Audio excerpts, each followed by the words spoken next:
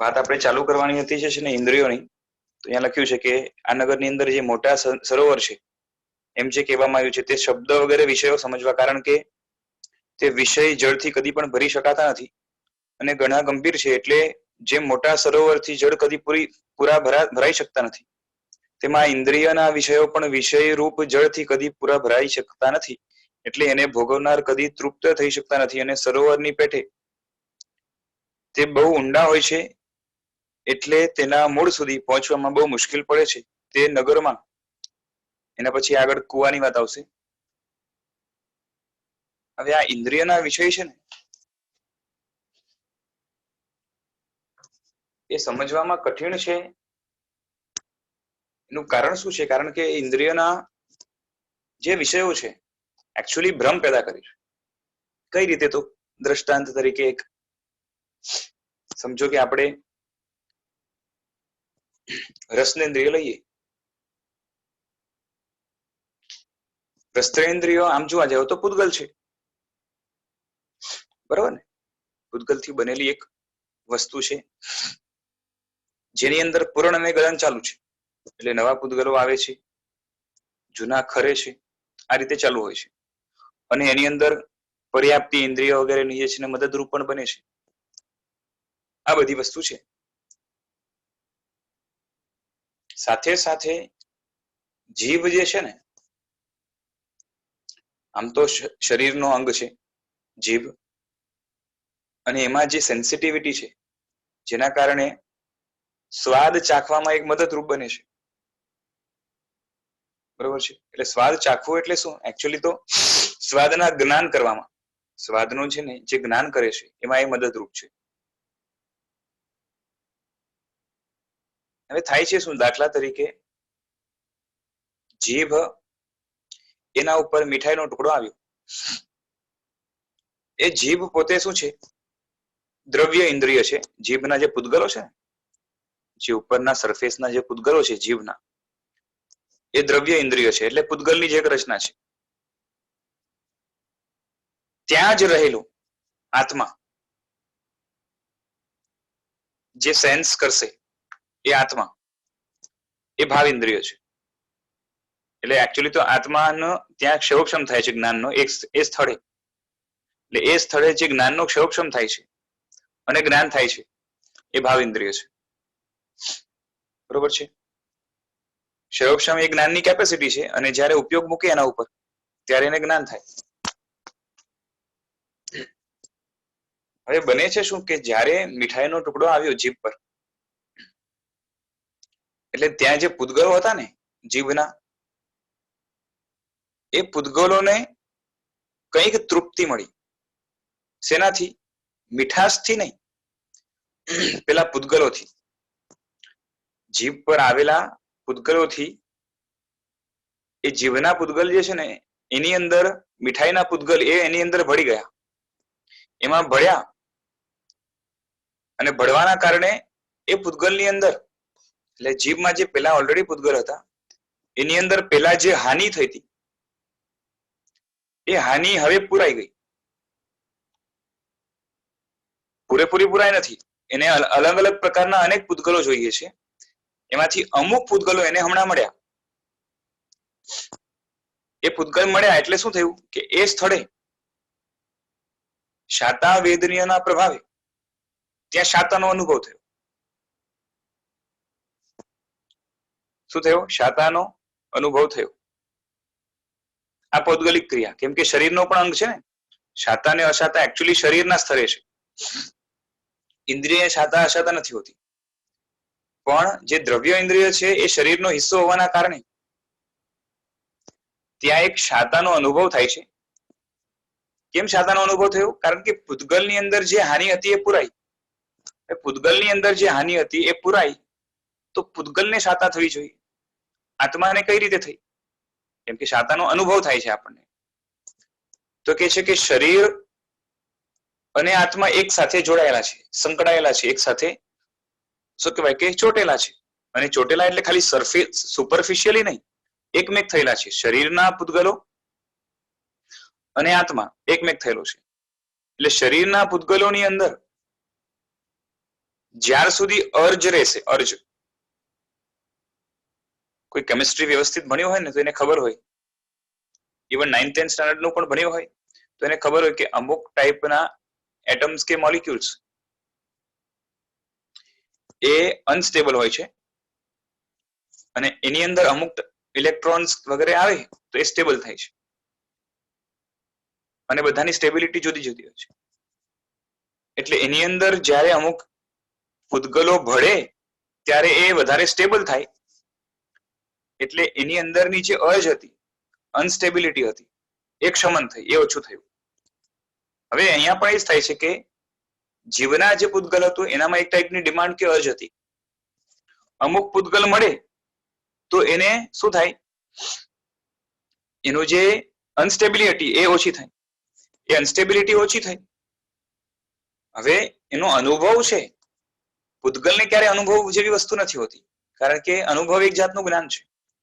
તો ત્યાં પૂતગલ સાથે રહેલો જે આત્મા છે ને એને એક શાતાનો અનુભવ થાય છે. એમાં સપોર્ટિવ કારણ રૂપે શાતાવેદની એનો ઉદય છે અને જે છે ને આ એકચ્યુઅલી શું છે, શાતાવેદનીના ઉદયથી એ પૂતગલો વ્યવસ્થિત રૂપે અંદરમાં જે છે ને ગોઠવાય છે, જેના કારણે એ વ્યવસ્થિત એનું પૂરણ થાય છે, ભરાય છે. અને વ્યવસ્થિત રૂપે જો ન ભરાય તો એ જ દુઃખનું કારણ બને. ઇલેક્ટ્રોન કે જે પણ વસ્તુ અંદર ભરાવાની હોય એ જ્યાં ભરાવાની, જે રીતે ભરાવાની એ રીતે ન ભરાય તો ઉલટાનું જે છે ને એની અંદર અવ્યવસ્થિતતા, અનસ્ટેબિલિટી વધે. આ જીવની વાત ચાલે છે. જીવની અંદર જે પૂતગલો છે એમાં જે અર્જ હતી, અતૃપ્તિ હતી એક જાતની, પણ એને પરિણામ ન હોય અતૃપ્તિના, પણ એક જાતની પૂતગલની અંદર વસ્તુ જ હોય છે કે એક જાતની જે છે ને અંદરમાં અર્જ હોય અને એ તમે આપો તો એ પૂતગલ પુષ્ટ થાય, મજબૂત થાય. દાખલા તરીકે કોઈ કાચ છે, તો એ કાચ છે એને પથ્થરથી મારો કાં તો જે છે ને એવી કોઈ રફ વસ્તુથી ઘસો તો ધીરે ધીરે કાચની ક્વોલિટી ડાઉન થાય. પણ અમુક અમુક પદાર્થો એને લગાવો તો એ મજબૂત થાય. એ જ રીતે લાકડું છે તો લાકડામાં અમુક અમુક જાતના તેલ, અમુક જાતના પદાર્થો લગાવો તો એ મજબૂત થાય, અને અમુક વસ્તુ એની અંદર આવે તો એનાથી એનો સડો થાય, એની હાનિ થાય. તો એ જ રીતે અહીંયા પણ છે કે એને અનુકૂળ પદાર્થોની અર્જ છે, તો એ જે અર્જ છે એ અંદરમાં જે છે ને શું કહેવાય કે એક જાતની અતૃપ્તિ છે. હવે પૂતગલો આવ્યા એટલે તૃપ્ત થઈ અને એ અંદરમાં શાતા રૂપે એનો અનુભવ થયો, જીવ. આ વન સાઈડ, આ એક પાસું છે, બરોબર. બીજા નંબરે કેમ કે શાતા પણ અનુભવ રૂપ છે. કેમ અનુભવ થાય છે એનો? કારણ કે ત્યાં આત્મા શરીર સાથે એકમેક થઈને જોડાયેલો છે. Correct? This is one thing. હવે બીજી બાજુ આ શરીરની અંદર જે કાર્ય થયું ને એ જ શરીરમાં ઇન્દ્રિય છે, ત્યાં જ ગોઠવાયેલી. જે સ્થાનમાં શરીર છે, શરીરનો હિસ્સો છે ને જીભ, એ જ સ્થળે ઇન્દ્રિય પણ ગોઠવાયેલી છે. એટલે કે શરીરના જીભ નામના અંગમાં બારે સુપરફિશિયલી જે પૂતગલો છે એ શરીરનો પણ હિસ્સો છે અને ઇન્દ્રિયનો પણ હિસ્સો છે, જેને આપણે દ્રવ્ય ઇન્દ્રિય કહીએ છીએ. અને તે જ સ્થળે રહેલો જે આત્મા છે એ ભાવિન્દ્રિય છે દ્રવ્યથી, અને ભાવિન્દ્રિય ભાવથી એટલે કે પર્યાયથી ક્યારે કહેવાય? જ્યારે અંદરમાં એ સ્વાદને ઓળખી શકે, કડવો, મીઠો, ખારો, બરોબર છે. મીઠાઈ મૂકીએ એટલે મીઠું લાગશે, એટલે મીઠાઈમાં રહેલી મીઠાશ કે કડવાશ એનાથી શરીરને કઈ લેવા દેવા નથી. શરીરને ક્યારે તૃપ્તિ થઈ કે એનામાં રહેલા જે પૂતગલો છે ને એ જો એને કામ લાગી જાય તો એને શાતા થાય. શરીરને મીઠાશથી કઈ લેવા દેવા નથી, બરોબર છે. સેકન્ડ થિંગ કે જીભ ઉપર જ્યારે આ મુકાય ત્યારે શું થાય છે કે સંપર્ક થયો, મીઠાઈનો જીભ સાથે સંપર્ક થયો અને એ જ સ્થળે શું રહેલું છે? આત્મા રહેલો છે. એટલે વાયા જીભ, જીભના થકી આત્મા સાથે સંપર્ક કરવાનું કામ થયું. કોનું? મીઠાઈનું. એટલે અહીંયા વ્યંજન વગેરે થાય છે, મતિ જ્ઞાનમાં તમે જોશો ને તો, અને પછી પ્રોસેસ ચાલુ થાય છે. વ્યંજન અવગ્રહ, પછી અર્થાવગ્રહ, ઈહા અપાય ને ધારણા, બરોબર છે. તો અપાયની અંદર નિર્ણય થઈ જાય છે કે આ વસ્તુ મીઠી છે, બરોબર છે. આટલું કામ ઇન્દ્રિયનું છે. ઇન્દ્રિયનું કામ શું છે? મીઠું છે કે ખારું છે, કડવું છે કે તીખું છે, એ પ્રકારનું જ્ઞાન કરવું, બરોબર. હવે બંનેને એક કરીએ.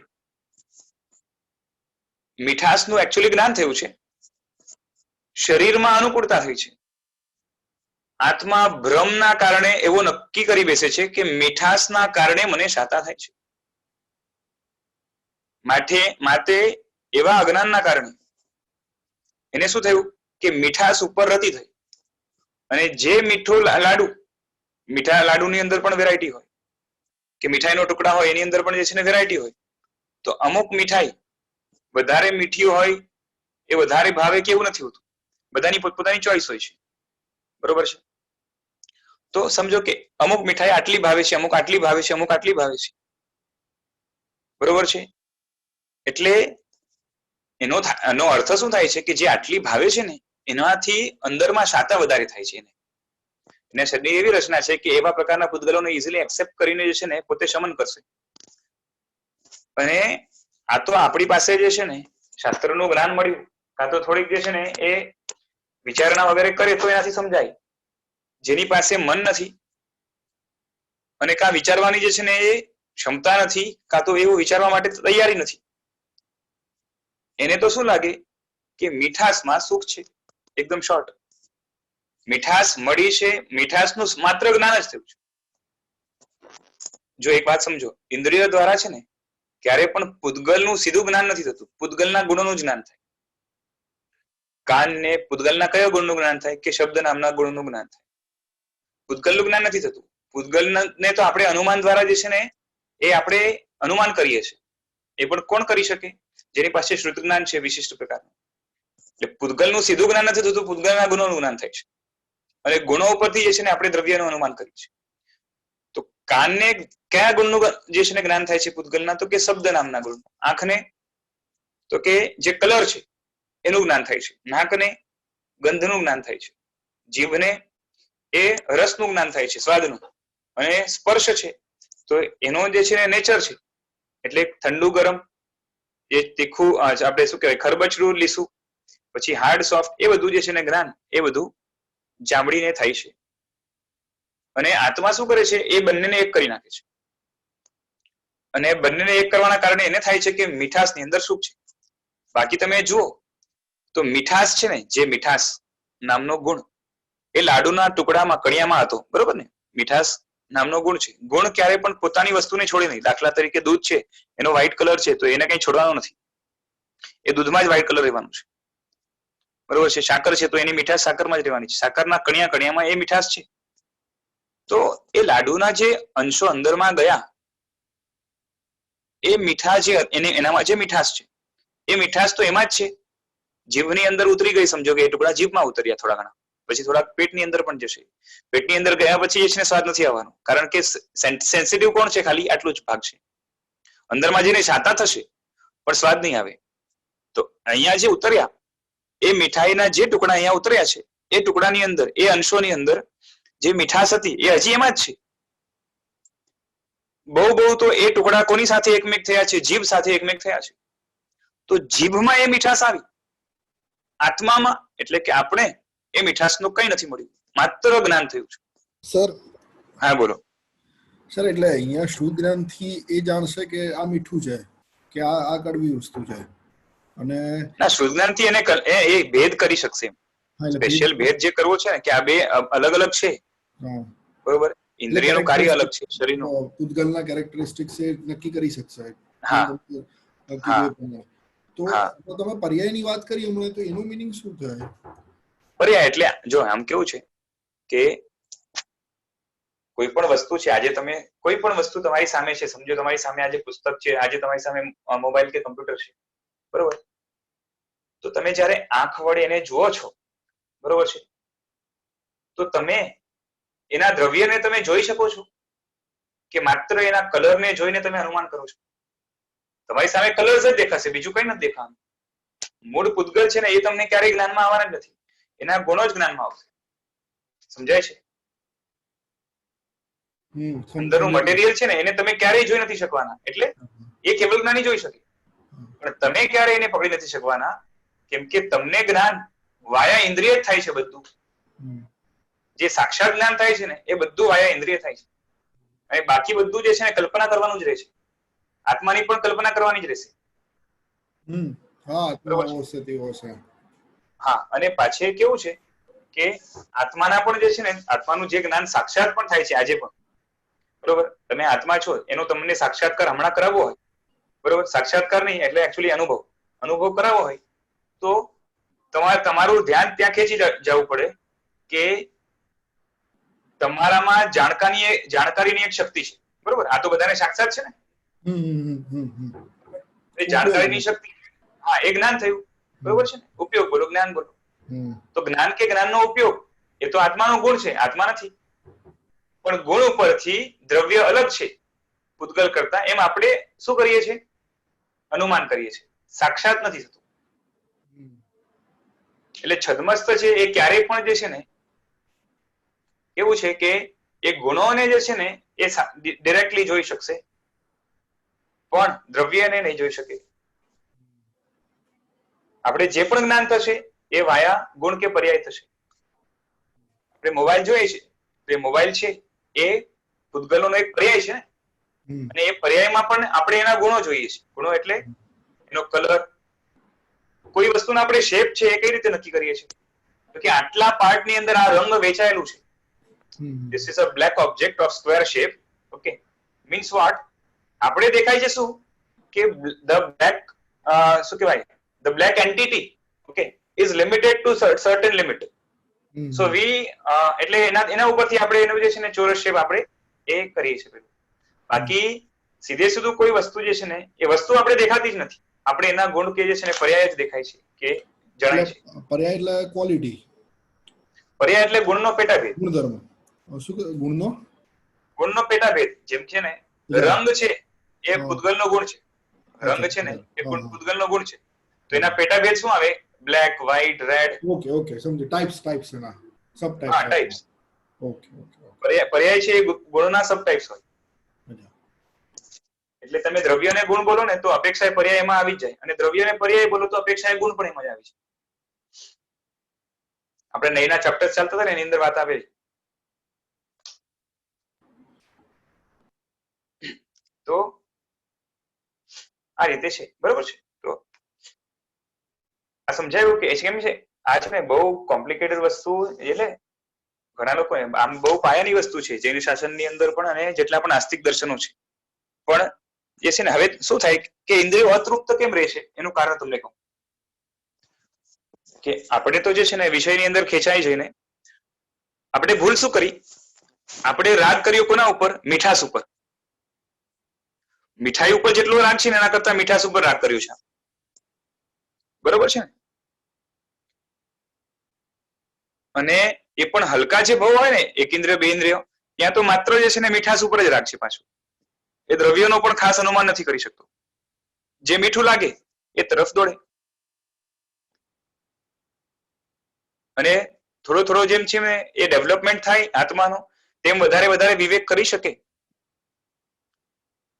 એટલે એને જે ગુણો ગમે છે ને, હવે પેલું સંગીત વગેરે સાંભળીને, કાં તો અમુક જાતની ગંધને જે છે ને સૂંઘીને, જે હાથી છે એ જંગલની અંદર હાથની ત્યાં હશે એવું અનુમાન કરીને દોડે છે. મને ખતરો હશે ત્યાં એવો વિચાર પણ નથી કરતો. કેની પાછળ દોડ્યો? ગુણને જોઈને દોડ્યો. પૂતગલનો જે ગુણ હતો ને, સુગંધ, કાં તો જે અવાજ, કે આ અવાજ જે છે ને એ હાથણીનો છે, એટલે એની પાછળ દોડ્યો. પછી વિવેક નથી કરતો કે આની પાછળ કંઈક હોઈ શકે, આમ થઈ શકે, તેમ થઈ શકે. એટલે જૂનું જે સાંભળેલું કે જે છે ને જોયેલું, સૂંઘેલું, એની સ્મૃતિ કરીને એને કનેક્ટ કરે છે, બરોબર છે. આટલી થોડી સંજ્ઞા તો જે છે ને બધા જીવોની અંદર હોય છે, અને હાથી વગેરેની અંદર વિશેષ સંજ્ઞા હોય, કારણ કે સંઘની પંચેન્દ્રિય છે. પણ ભલભલા લોકો પણ જે છે ને ઇન્દ્રિયના સુખોમાં આ રીતે થાપ ખાઈ જાય છે. સમજાય છે કે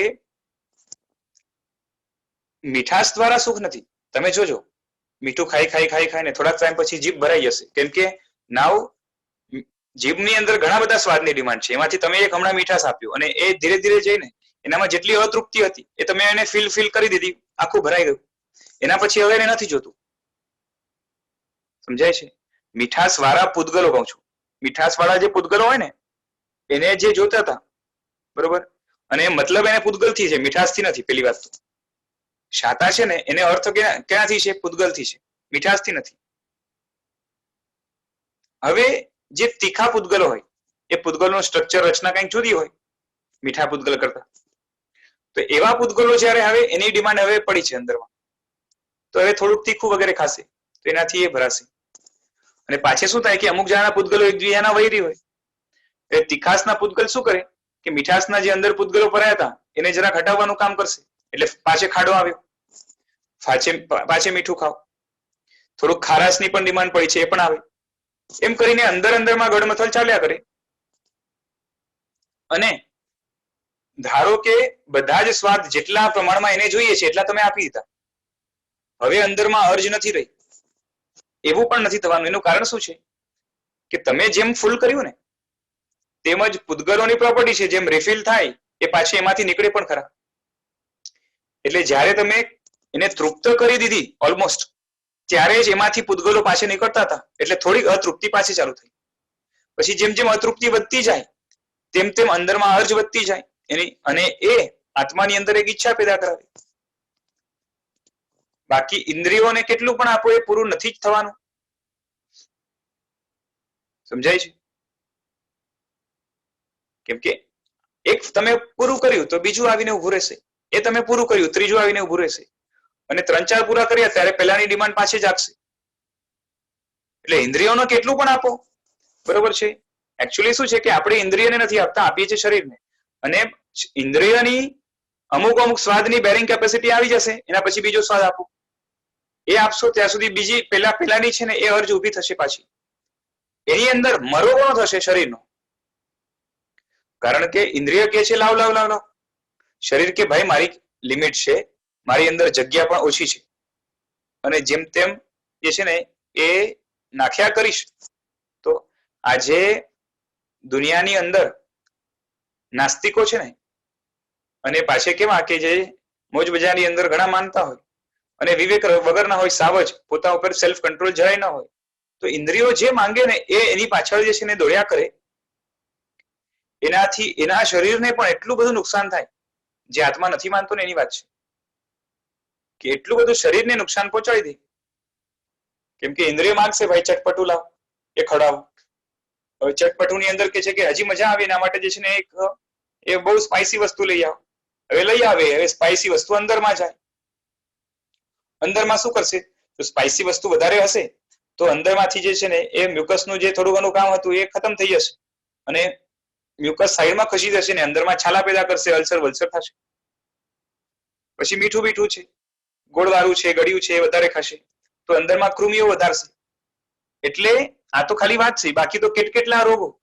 કેપેસિટી શરીરની ન હોવાના કારણે, કાં તો શરીરની ડિમાન્ડ ન હોવાના કારણે એ અંદરમાં આપણે, કેમ કે અહીં નાખશું કંઈ કાઢી નથી નાખવાનું, અંદર નાખવું પડે. આજે કેટલા જે છે ને એ એક્ટ્રેસ લોકો વધારે એ બધા હોય છે, જેમને જે છે ને હવે શરીરનું ધ્યાન રાખવું પડે. જરાક પણ જે છે ને શરીર વધી ગયું લિમિટ કરતા તો એનો ફિગર જે છે ને ડિસ્ટ્રોય થઈ જાય, એની ડિમાન્ડ પણ ડિસ્ટ્રોય થઈ જાય, માર્કેટમાં એની કોઈ વેલ્યુ ન રહે, એને ફિલ્મની અંદર કોઈ લે નહીં. તો એને બધું મેન્ટેન રાખવું પડે. એક પોતે ડાયટિશિયન સ્પેશિયલી રાખવો પડે, એને ખવડાવે. હવે થોડોક ટાઈમ જાય અને ડાયટ કંટ્રોલ ચાલુ હોય તો અમુક વસ્તુઓ હોય છે ને અંદરમાંથી એને ઈચ્છા થાય છે પણ ખાઈ ન શકે. તો આ ડાયટિશિયન લોકો શું કરાવે ખબર છે? ખવડાવે, પાછી બહાર કઢાવે, કેમ કે અંદરમાં જશે તો ફિગરની વાટ લાગશે. એટલે મીઠી વસ્તુ કાં તો જે છે ને અમુક વસ્તુ જે છે ને એને નથી ખાવાની, પણ હવે એને સ્વાદ વગર રહેવાતું નથી, તો આ રીતે ખવડાવીને પણ ઓકાવાનું કામ કરે છે. જીભના સ્વાદ ખાતર, બાકી બીજું કઈ નહીં. થઈ છે કે નહીં આવું બધું? તો આ બધું શું છે? તો કે ઇન્દ્રિયના ગાણ પણ છે, અને એ ક્યારેય પણ તૃપ્ત નથી થવાની. ઇન્દ્રિયો અને શરીર બંનેનું એવું છે. પણ શરીર છે એ સાધનાની અંદર સહાયક બનશે. ઇન્દ્રિયો છે એ જો ભ્રમમાં રહી ગયા તો સાધના આખી દોડી કાઢશે. ઇન્દ્રિયોનો સદુપયોગ કરવો, એમાં ઇન્દ્રિયના ભોગોની વાત આવશે જ નહીં. પેલી વાત તો મીઠાશ માણવાની વાત નહીં આવે, સંગીત માણવાની વાત નહીં આવે. ઇન્દ્રિયનો સદુપયોગ એટલે આંખ દ્વારા જોઈ લેવું કે ખતરો છે કે નહીં, અહીં જઈશ તો સાધનામાં સારું રહેશે કે નહીં, અહીં જઈશ તો વિરાધના તો નથી ને, એ રીતે સહાય કરે. બાકી એને સીધે સીધું જે છે ને કલર થી, સુગંધ દુર્ગંધ થી કે સાંભળવા જે છે ને શું કહેવાય કે સારા શબ્દો કે ખરાબ શબ્દો એનાથી કઈ લેવા દેવા નથી. આ તો એક ઇન્દ્રિયનો દ્રષ્ટાંત આપે, બધી ઇન્દ્રિયની અંદર આ રીતે સમજી લેવાનું. એટલે ઇન્દ્રિય ના જે વિષયો છે એમાંથી એકને પણ પૂરો કરવા જેવો નથી. ઇન્દ્રિયો કે ભાઈ મીઠું જોઈએ છે તો જે પેલા તો જે છે ને થોભી જવાનું કે ભાઈ મીઠાની ડિમાન્ડ શરીરને છે ખાલી પેલા, જો નથી તો નથી આપવું ભાઈ, નથી આપવું. બરોબર છે. શરીરને જો ડિમાન્ડ છે, શરીરને ડિમાન્ડ એટલે શું કે સાધનાની અંદર શરીર જેવું કામ કરવું જોઈએ એવું શરીર કામ નથી કરતું સમજો. અને ઇન્દ્રિય અને જે છે ને જે વસ્તુની ખામી છે, બરોબર, ભૂખ પણ લાગી છે, ઇન્દ્રિય પણ માંગે છે, તો ભૂખને એકવાર ગણકારાય, ઇન્દ્રિયને ન ગણકારાય. અને ભૂખમાં પણ જે છે ને ઇન્દ્રિયને સજા મળે એવા પ્રકારનું કામ કરીએ તો ઇન્દ્રિય કંટ્રોલમાં રહે, અને એવી હેબિટ પાડીએ તો એ સંસ્કાર બને, જેથી ઇન્દ્રિયના ખોટા વિષયોની અંદર આપણે તણાઈ ન જઈએ. ઇન્દ્રિયો જે છે ને માંગી માંગીને અંદરમાંથી આત્માને મદોન્મત્ત કરે છે, અને એમાં પણ શરીરની અંદર ગયેલું વધારે પ્રમાણનું જે ખોરાક છે રોગ પેદા કરે, અંદરમાં ચંચલતા પેદા કરે, મનને ડોળાવે, આવું જાત જાતનું કરે છે. એટલે કહેવાનું, હા બોલો. એમ કહી શકાય કે ઇન્દ્રિયોના જે વિષયો છે એ બધા જ વિષયોની ઇન્દ્રિયોની ડિમાન્ડ છે. એટલે કે રસનેન્દ્રિય લઈએ તો 6 રસની ડિમાન્ડ રસનેન્દ્રિયોમાં છે, એવું? હા છે જ, પણ શું છે કે શરીરની તાસીર જુદી હોય ને બધાની. શરીરની છે ને શું કહેવાય કે એક જાતની પ્રોપર્ટી હોય, પ્રકૃતિ. હા, તો અમુક લોકો તમે જોજો તો જે છે ને બહુ ઓછા લોકો જેને કડવું ભાવતું હશે, બરોબર છે. કાં તો અમુક બીમારી વગેરે હોય ત્યારે એ કડવાની જે છે ને ડિમાન્ડ થાય, બાકી બહુ ઓછું થાય. કારણ કે જે છે ને મનુષ્યનું શરીર જનરલી એવું હોય છે જે કડવું ઇઝીલી એક્સેપ્ટ નથી કરતું. સમજાય છે?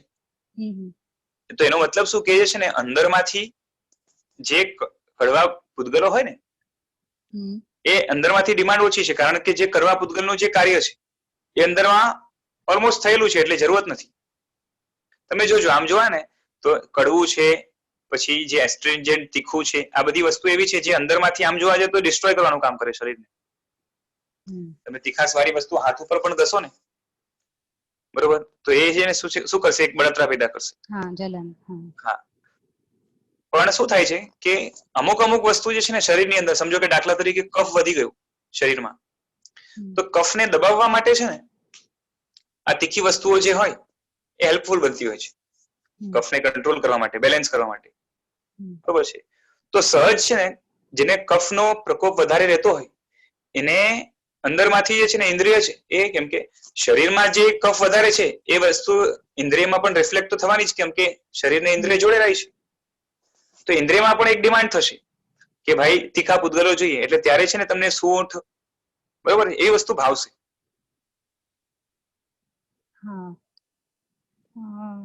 તો આપણે એક જનરલ દાખલો લઈએ કે મીઠું બધાને, સ્વીટ મીઠાશ બધાને ભાવે.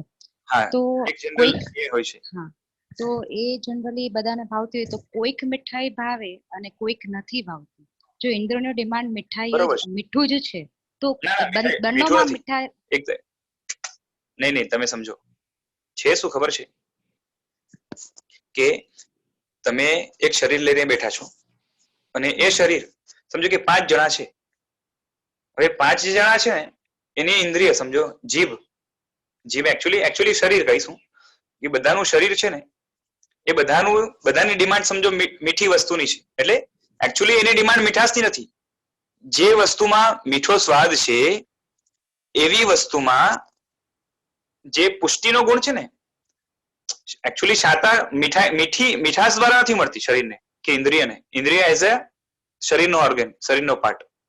શાતા કેનાથી મળે છે? પેલા પૂતગલથી. પૂતગલ ભરાયા ને, જોઈન્ટ થયા, અને જે જોઈન્ટ થાય છે એ સ્વાદના કારણે નથી જોઈન્ટ થાય. જોઈન્ટ થવાનું કારણ સ્પર્શ હોય છે.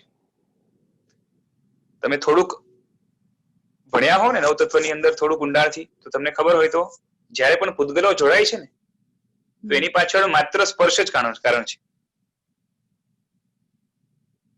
જોડાવાનું કારણ શું હોય છે? સ્પર્શ હોય છે. કે અમુક અમુક જાતની, કેમ કે બધાનું જે છે ને સ્પર્શ જુદો જુદો હોય, પરમાણુઓનો, પછી શું કહેવાય કે પરમાણુનો જથ્થો એટલે કે સ્કંધોનો, એ બધાનો જુદો જુદો સ્પર્શ હોય છે. એને આપણે સમજો નંબર આપીએ કે 1 નંબર સ્પર્શ, 2 નંબર, 3 નંબર, 4 નંબર, તો એમાં રૂલ્સ પણ છે કે આ આની સાથે ના જોડાઈ શકે, આ આની સાથે જોડાઈ શકે, બરોબર છે. તો સ્પર્શની અનંત ગણી તરતમતા હોય છે પૂતગલની દુનિયામાં, તે સ્પર્શના કારણે જોડાય છે, એટલે એની અંદર ફિટ થાય. તમને સમજાય છે? એક વસ્તુની અંદર બીજી વસ્તુ ફિટ ક્યારે થઈ શકે? એને મેચિંગ હોય એવું તો જ, નહીતર નહીં થાય. રાઈટ? તો એ જે ડિમાન્ડ છે ને એ સ્પર્શના કારણે છે, એટલે સ્પર્શથી એ ફૂલફિલ થાય છે. એટલે અંદર પૂતગલો જે જોડાયા અને પ્રોપર રીતે જોડાયા, બરોબર, તો અંદરમાં જે પ્રમાણેનો ગેપ હતો એવા પ્રમાણેની મીઠાઈ, પાંચે જણ છે તો પાંચેયની શરીરની તાસીર જુદી જુદી હશે. તો એકને રસગુલ્લા વધારે ભાવશે, અને એકને જે છે ને શું કહેવાય કે ગુલાબજાંબુ ભાવશે, એકને મોદક ભાવશે એટલે એના શરીરને તૃપ્તિ થશે એના દ્વારા. અચ્છા, એટલે ઈ મીઠાશમાં બી તરતમતા છે, અને ઈ તરતમતા જેમાં જેવી સેટ થતી હશે. ના સાંભળો, that is not due to મીઠાશ. પહેલી વાત તો ઓકે, એને ડિમાન્ડ, એકને ડિમાન્ડ કેવી છે કે રસગુલ્લામાં રહેલા જે પૂતગલો છે ને એના દ્વારા એ સેટ થઈ જાય છે. બીજામાં રસગુલ્લા દ્વારા એવું સેટ નથી થતું, થોડું થોડું થાય છે. બહુ પૂતગલો એક્સેપ્ટ નથી કરવા તૈયાર, એ ગુલાબજાંબુને એક્સેપ્ટ કરવા તૈયાર છે પૂતગલોને, બરોબર છે. તો ડિમાન્ડ આની રસગુલ્લાની છે, રસગુલ્લાના સ્વાદની નહીં, પહેલી વાત તો રસગુલ્લાના પૂતગલોની, આને ગુલાબજાંબુના પૂતગલોની છે, અને જે છે ને મોદકના પૂતગલોની છે. રાઈટ? હવે જ્યારે એક ચાખે ત્યારે, એટલે જ્યારે મોઢા પર મૂકે ત્યારે રસગુલ્લાના પૂતગલો એને વધારે આહલાદ આપશે, પૂતગલો શાતા રૂપે, બરોબર, અને સાથે સાથે ઇન્દ્રિયને સ્વાદ રસગુલ્લાનો આવશે. સો ફોર હિમ ધીસ સ્વાદના પૂતગલો, આ પ્રકારના સ્વાદના પૂતગલો, એટલે એના માટે આ સ્વાદ અનુકૂળ છે એમ કહીએ આપણે એમ. બટ ધેર ઇઝ નથિંગ લેવા દેવા વિથ સ્વાદ, સ્વાદથી કઈ લેવા દેવા નથી, પણ સ્વાદ સાથે જોડાઈ જાય છે. સમજાય છે? ડિમાન્ડ હતી શરીરની અને સ્વાદ સાથે આવી ગયું, કોને? ઇન્દ્રિયને. તો આત્મા શું કરે છે? ઇન્દ્રિયના સ્વાદને આની સાથે જોડીને એ કહે છે કે ભાઈ આવા સ્વાદવાળી વસ્તુ મારા માટે અનુકૂળ, એટલે આવો સ્વાદ મારા માટે અનુકૂળ. અનુકૂળ શું હતું? એના પૂતગલો, પૂતગલની રચના. વિશાલભાઈ, હા બોલો. તો તમે એવું કહો છો કે પૂતગલની ડિમાન્ડ શરીરની છે, સ્વાદની ડિમાન્ડ ઇન્દ્રિયોની છે? ના, ઇન્દ્રિયની પણ સ્વાદની ડિમાન્ડ નથી. એકચ્યુઅલી છે ને ઇન્દ્રિયોને કોઈ જાતની ભૂખ નથી. ઇન્દ્રિયમાં રહેલા જે પૂતગલો છે ને, દ્રવ્ય ઇન્દ્રિય, એને જ ભૂખ છે. અને એ આમ જોવા જાય તો શરીરનો હિસ્સો છે. ઇન્દ્રિયનું કાર્ય માત્ર જાણવું છે, એટલે જ આપણે એને જ્ઞાનેન્દ્રિય કહીએ છીએ.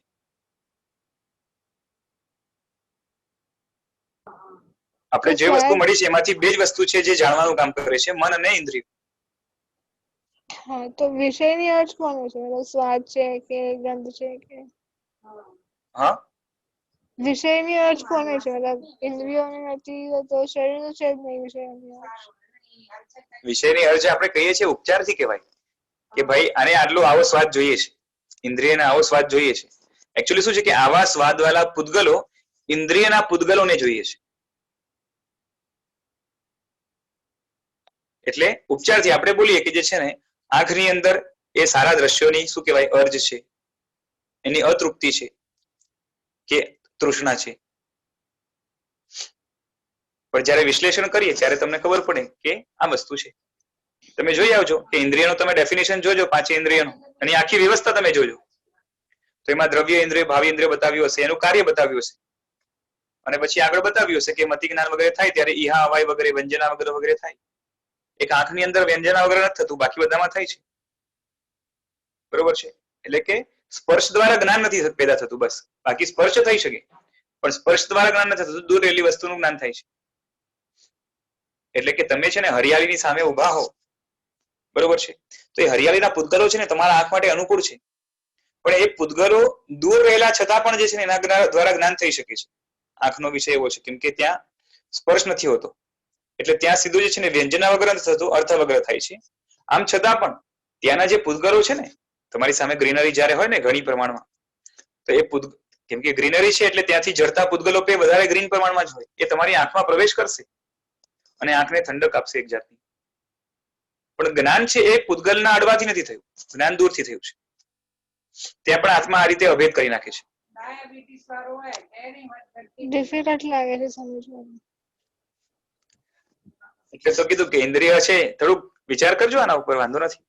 પણ છે કે આપણે શું કરીએ છીએ કે ઇન્દ્રિયને, દ્રવ્ય ઇન્દ્રિય છે ને એ દ્રવ્ય ઇન્દ્રિયની ડિમાન્ડ પૂતગલોની છે, અનુકૂળ પૂતગલોની. એન્ડ દ્રવ્ય ઇન્દ્રિય એકચ્યુઅલી ઇઝ અ હિસ્સા ઓફ શરીર, શરીરનો હિસ્સો છે, ભાગ છે. કેમ કે આખી દ્રવ્ય ઇન્દ્રિય શરીર ઉપર જ ગોઠવાયેલી છે. આંખના બધા જ લેયર્સ છે ને એ શરીર સાથે જ કનેક્ટેડ છે, શરીરનો જ હિસ્સો છે. સર તો ભાવેન્દ્રિય એટલે ભાવમનમાં રહેલી હોય એટલે એ જે ના ના, મન આખી અલગ વસ્તુ થઈ ગઈ. ભાવેન્દ્રિય એટલે શું? તો કે ઇન્દ્રિય જ્યાં છે, સમજો કે આ મારી આંખ છે, તો આંખ જે જગ્યાએ છે, પૂતગલો આંખના એ જ જગ્યાએ રહેલો જે આત્મા છે, બરોબર, એ ભાવ ઇન્દ્રિય રૂપ છે. ઓકે, આ તો આત્માનું દ્રવ્ય આપણે કીધું. એકચ્યુઅલી ભાવ ઇન્દ્રિયની ડેફિનેશન શાસ્ત્રમાં શું આપી છે કે જે જગ્યાએ આંખ રહેલી છે એ જગ્યાએ જે ચક્ષુ જ્ઞાનાવરણીયનો જે ક્ષયોક્ષમ છે ને, એ પ્રદેશનો એટલા ભાગનો, હા એટલા ભાગમાં ચક્ષુ જ્ઞાનાવરણીનો જે ક્ષયોક્ષમ છે એને ભાવિન્દ્રિય કીધી છે, બરોબર. અને સાથે સાથે એક ક્ષયોક્ષમ દ્વારા પેદા થતું જે જ્ઞાન, કલરનું જ્ઞાન, એ પણ ભાવિન્દ્રિય છે. એટલે ભાવિન્દ્રિયના બે હિસ્સા પાડ્યા, એક તો ઉપયોગ અને એક લબ્ધિ. લબ્ધિ એટલે ક્ષમતા, ક્ષમતા એટલે જ્ઞાનાવરણીનો ક્ષયોક્ષમ. કેમ કે શું હોય, તમને જ્ઞાનાવરણીનો ક્ષયોક્ષમ હોય પણ તમે ઉપયોગ ના મૂકો, બરોબર, તો જ્ઞાન ન થાય. એટલે તો પેલા જાણે જુએ છે પેલા, એટલે પેલું એ જ્ઞાન કરે છે. એ તો દર્શનની વાત થઈ, એને હમણાં વાત નથી કરતા આપણે, હમણાં ખાલી જ્ઞાન લ્યો ને, બરોબર છે, એ દર્શન પૂર્વક જ જ્ઞાન થશે. પણ કેવું છે કે તમારી પાછી ઇન્દ્રિય ખુલી જ છે હમણાં, પણ તમારો ઉપયોગ જયારે શબ્દમાં છે ત્યારે રૂપમાં નથી, તમારી સામે જ છે દ્રશ્ય, રૂપમાં નથી, સમજાય છે, પણ રૂપમાં ઉપયોગ નહીં હોય, બરોબર છે. પણ હજી ક્ષયોક્ષમ છે, ક્ષયોક્ષમ છે એટલે કે તમને નડતું નથી જ્ઞાન થવામાં કઈ, પણ જ્યાં સુધી ઉપયોગ ના મૂકો ત્યાં સુધી દેખાશે નહીં, સામે હોવા છતાં પણ. ઘણા હોય ને, સૂતા હોય ને, આંખ ખુલ્લી હોય, સામે થતું હોય, કઈ ના દેખાય, ક્ષયોક્ષમ છે, ચક્ષુ દર્શનાવરણીનો છે ને જ્ઞાનાવરણીનો ક્ષયોક્ષમ છે. ક્ષયોક્ષમ એટલે એક જાતની કેપેસિટી થઈ ગઈ, પણ જ્યાં સુધી તમે ઉપયોગ ના મૂકો ત્યાં સુધી એ તમને જે છે ને શું કહેવાય કે જ્ઞાનમાં ન આવે. સમજી ગયો. તો ક્ષયોક્ષમ એ છે કેપેસિટી રૂપ છે, લબ્ધિ જેને કહેવાય. શાસ્ત્રમાં શું કીધું કે ભાવ ઇન્દ્રિય છે એના બે વિભાગ છે, ઉપયોગ અને લબ્ધિ. તો ઉપયોગ એટલે શું, તો કે જે જ્ઞાન થાય છે, અને લબ્ધિ એટલે શું, તો કે જ્ઞાનાવરણીનો ક્ષયોક્ષમ, એટલે કે ચક્ષુ જ્ઞાનાવરણીનો ક્ષયોક્ષમ. એ રીતે દરેક ઇન્દ્રિયમાં જે ભાગમાં આત્માના પ્રદેશો જોડાયેલા છે ત્યાં એટલા ક્ષયોક્ષમ થયેલો છે, એટલો ભાગ આત્માના પ્રદેશમાં. હા હા હા, એટલે એને એટલી લબ્ધિ છે.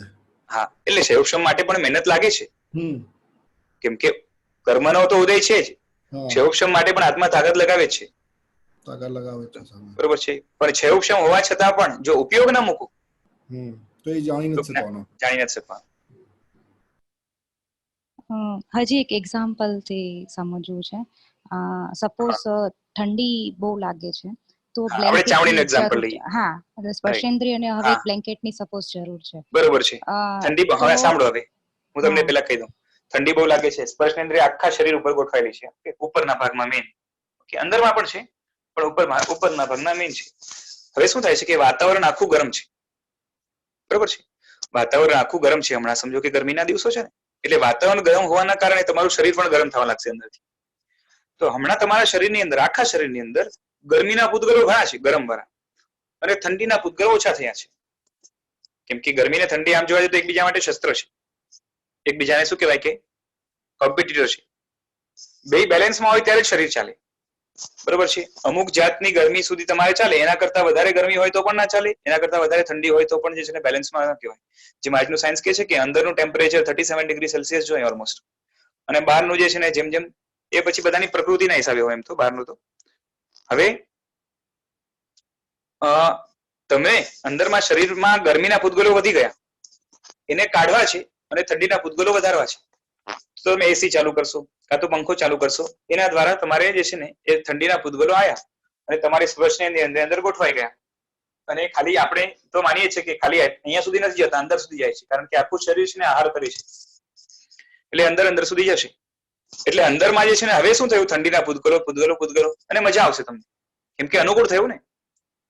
પછી તમે ટેમ્પરેચર એ જ મેન્ટેન રાખ્યું, કાં તો વધાર્યું, એટલે ડિક્રીઝ કર્યું, એટલે કે ઠંડીના પૂદગલો હજી વધ્યા, કાં તો ફેન છે ને હજી ફાસ્ટ કર્યું.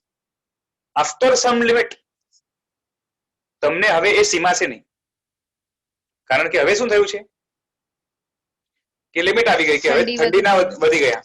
હવે ડિમાન્ડ કોની આવશે, તો કે હવે ગરમીના પૂદગલ. તો તમે કાં તો ફેન ઓફ કરશો એટલે પાછું વાતાવરણમાંથી આવવા માંડશે, કાં તો પાછી બ્લેન્કેટ ઓઢી લેશો. બરોબર છે. હવે આપણે કદાચ ઘણીવાર વિચાર આવે કે ઘણા માણસો હોય, ઠંડી ઘણી હોય ને, આમ સીમા એવી ના હોય જનરલી, છતાં પણ છે ને એકદમ ચીલ કરીને જે છે ને એ કરતા હોય, ખબર છે ઘણા શોખીન માણસો. ઇન્ટરનલ ટેમ્પરેચર વધારે હોય. હા, ઇન્ટરનલ ટેમ્પરેચર તો ઠીક છે, એને છે ને ઓલું એકદમ ચિલ્લિંગ જ મજા આવે, નોર્મલ ટેમ્પરેચર નહીં, પણ એકદમ છે ને એસી એટલે 16 ઉપર જ રહેવી જોઈએ, એમ કે 22-25 માં ન ચાલે. નોર્મલ શું હોય કે એસી એક 25 ની આસપાસ હોય ને તો એક ચાલે કે ભાઈ ગરમી દૂર કરી આપશે અને થોડુંક ઠંડુ આપશે, બરોબર. પણ જયારે હવે તમે 16 જુઓ તો કેટલો ડિફરન્સ, ખાલી 1 ડિગ્રી સેલ્સિયસ નો ડિફરન્સ હોય ને તો ઘણી ફરક પડે. તો હવે તમે આટલો વાઇડ ડિફરન્સ છે, ઓલમોસ્ટ 9-10 ડિગ્રીનો, તો એને એવું ચિલ્લિંગ જ ગમે, સમજાય છે. તો એ એની ઇન્દ્રિયની ડિમાન્ડ નથી, એની માનસિક ઘેલછા છે,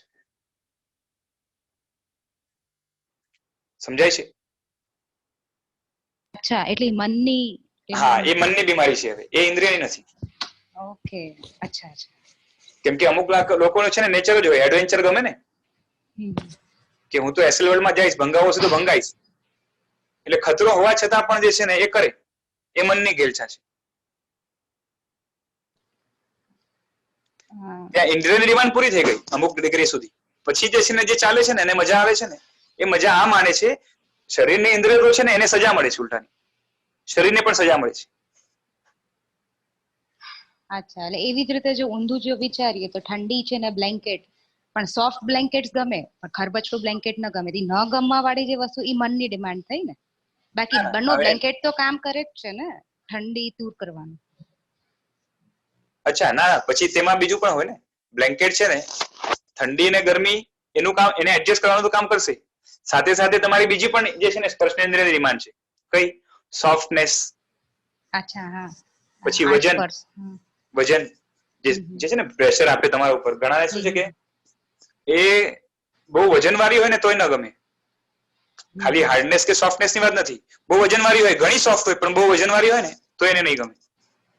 તો આ બધું જે છે ને શું કરે છે, કેમ કે દબાણ વધે છે ને શરીર ઉપર, અને ઘણાને એ જ ગમે પાછું, એટલે એ પણ ડિમાન્ડ છે અંદરમાં.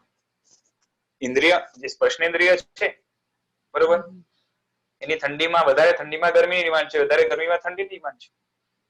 એ જ રીતે જે છે ને અમુક બધાના પાછળ સ્પર્શ પાછળ જુદા જુદા, અમુક ને આટલું હાર્ડ, આટલું સોફ્ટ ગમે. આપણે એમાં છે ને સીધા પેલા ના પાડી શકીએ.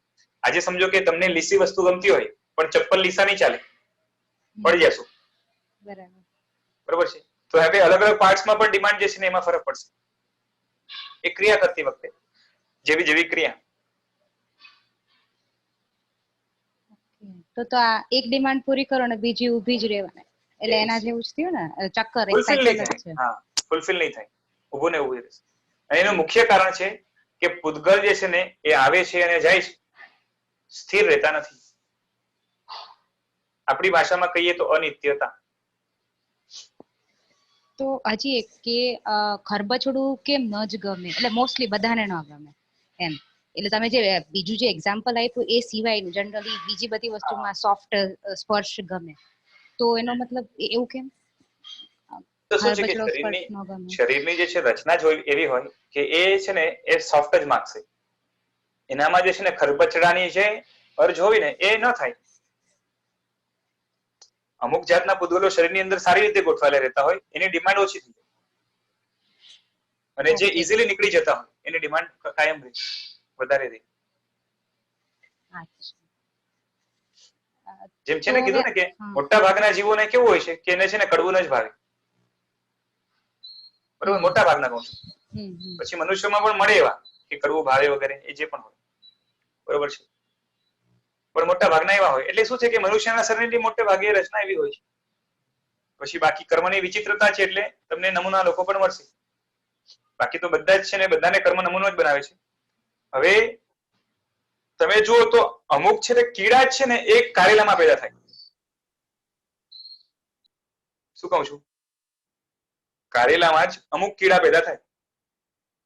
હવે એ જે કીડા પેદા થાય તો હવે એની યોનિ છે ને કડવી છે, તો એને ડિમાન્ડ કડવાશ નહીં રહેવાની. એ જરાક ઓછું થઈ જાય પાછળ ખાવા લાગશે. શબ્દની રચના છે કે આના દ્વારા જે સ્વસ્થ રહે.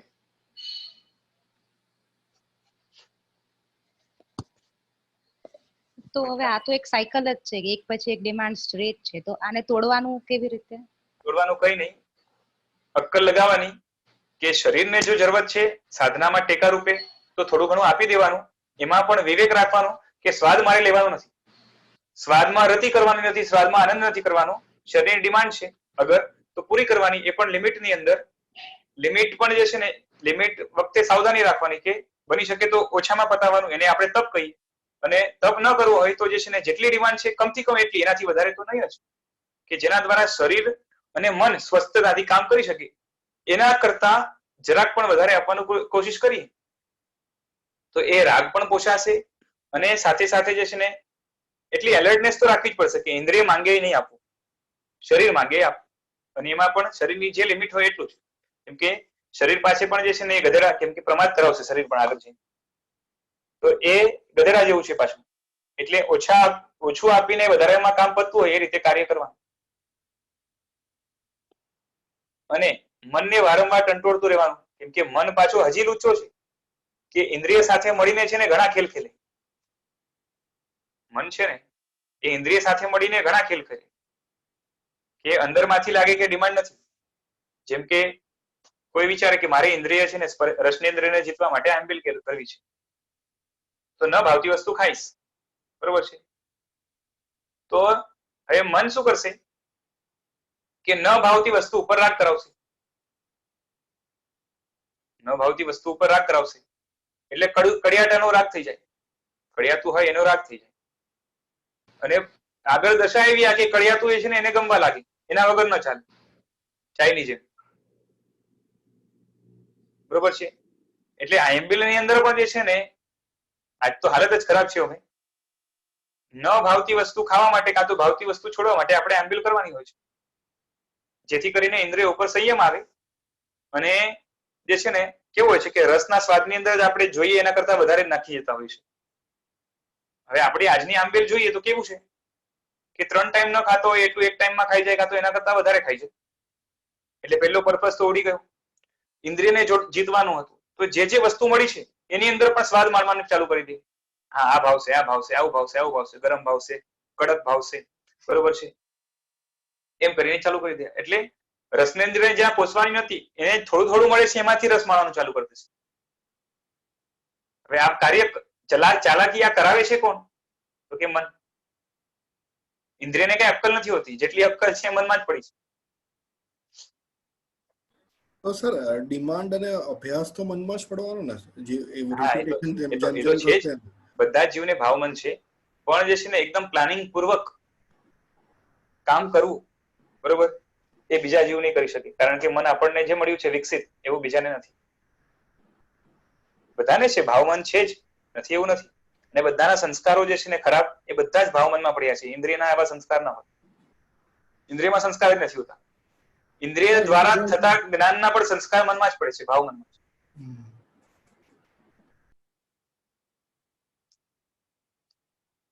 એટલે આ રીતે છે.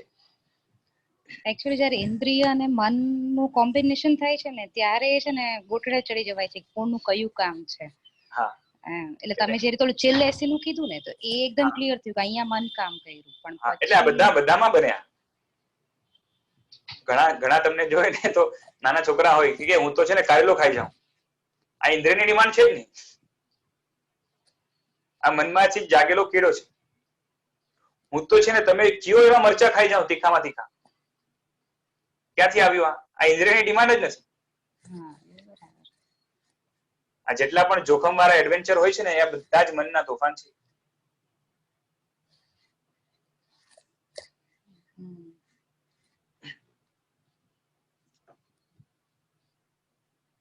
ચાલો આપણે એક પણ પોઈન્ટ હજી આગળ વધ્યા નથી. આ તો ઇમ્પોર્ટન્ટ જેવું હતું એટલે મેં ખુલાસો કર્યો. અને આની અંદર ખરેખર તો છે ને ઘણા બધા, એટલે આ જે કન્સેપ્ટ પણ છે ને, જે રીતે આ બધું શાસ્ત્રમાં એકદમ ખુલ્લું આપેલું છે, લગભગ લોકો ભણ્યા હોય છે, but people are not able to connect this. કાં તો થોડું ઘણું કનેક્ટ થયું હોય એ પણ જે છે ને ભૂલાઈ જાય, કારણ કે હવે બીજા ટોપિક્સ ચાલતા હોય એટલે. પણ ખાસ જે છે ને ઇન્દ્રિયથી બચવા જેવું છે. અને એની સાથે આજે તો વધારે બચવા જેવું, કારણ કે આપણે મન મળ્યું છે જે ઇન્દ્રિયની સાથે મળીને જે છે ને ખેલ રમશે. એટલે પેલો આંબિલની ઓળી કરતો જાય અને એને ખબર ના પડી કે જે છે ને ઇન્દ્રિય અને મનની જાળમાં ફસાય છે. ઇન્દ્રિયની જાળમાં ફસાવું અને મનની જાળમાં ફસાવું એટલે મોહને હજી પુષ્ટ કરવું ઘણો. એટલે રસનેન્દ્રિય જીતાય નહીં. રસનેન્દ્રિય જીતાનું પણ જે કાર્ય હતું ને એ પણ ન થાય. પોતાની જાતને ઠગે. શાસ્ત્રમાં આને આત્મવંચના કીધું છે, આવું કાર્ય થાય. એટલે લખ્યું છે કે એને ભોગવનાર શું કે છે કે ભોગવે છે ને એ કદી તૃપ્ત થઈ શકતા નથી. એટલે કે ઇન્દ્રિયની જે માંગ છે, એટલે ઇન્દ્રિયના એકચ્યુઅલી પૂતગલોની, એ માંગને પૂરી કરીને કોઈ વ્યક્તિ આજ સુધી તૃપ્ત થયું નથી અને થશે પણ નહીં.